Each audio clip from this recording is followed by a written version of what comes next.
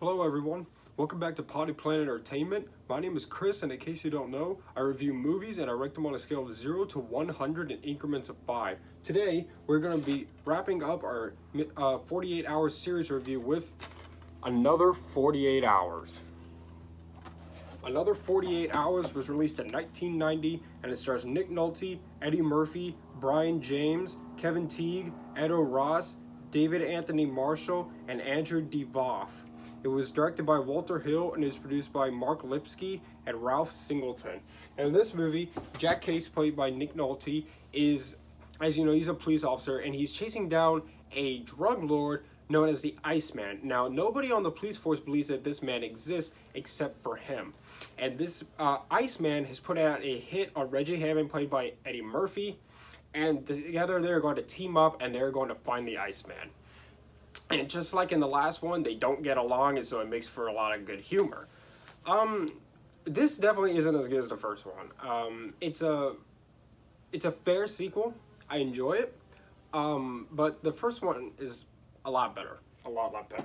But let's get into my pros with it first. First of all, it is a funny movie. This is a comedy. It's not near as funny as the first one, but it is funny.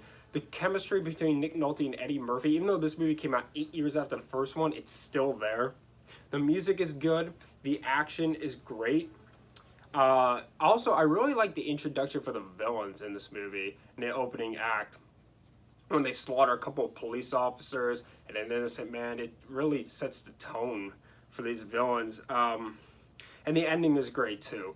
The ending for this one is actually better than the ending in the first one, which is the only thing I can say this movie improves upon in the first one. There's a big shoot at the end of this movie, and there's there's twists, lots of twists. There's things that come out of left field you would never have predicted. That's one of the good things about this movie, is that there are when things are finally like unraveled at the end of this movie, you wouldn't have expected any of it. So it's very clever, and like I said, the action sequence at the end of this movie is fantastic. It is definitely a better ending than the first one had.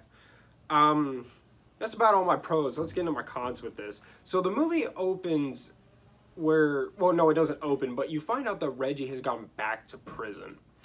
And I never liked that. He was only out of prison for about a year before he went back.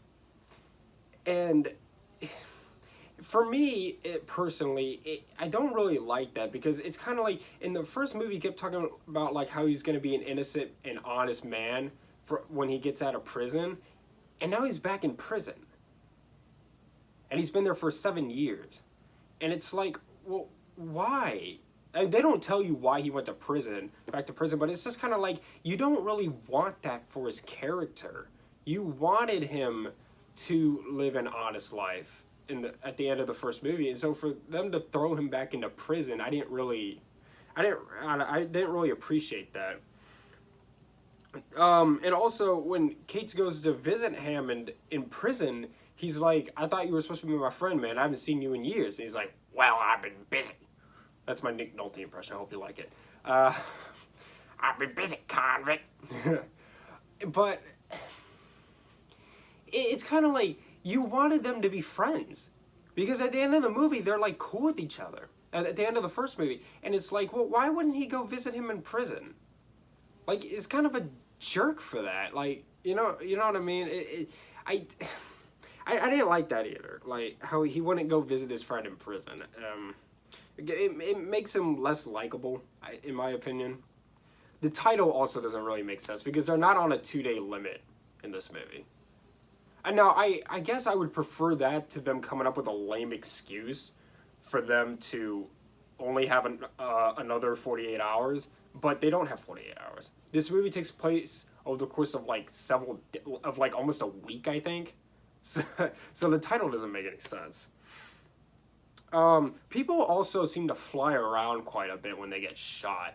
Like, when they get shot, it sends them flying. It's kind of like Batman. It's kind of like Batman and Robin physics a little bit. And also, it's just straight up not as good as the first movie. The first movie is one of my all-time favorites. This is a good movie. It's a solid watch. I enjoy it when I watch it, but it's definitely not near as good as the first one. With all that being said, I am going to give another... Man, being loud out there. I'm going to give another 48 hours a 75.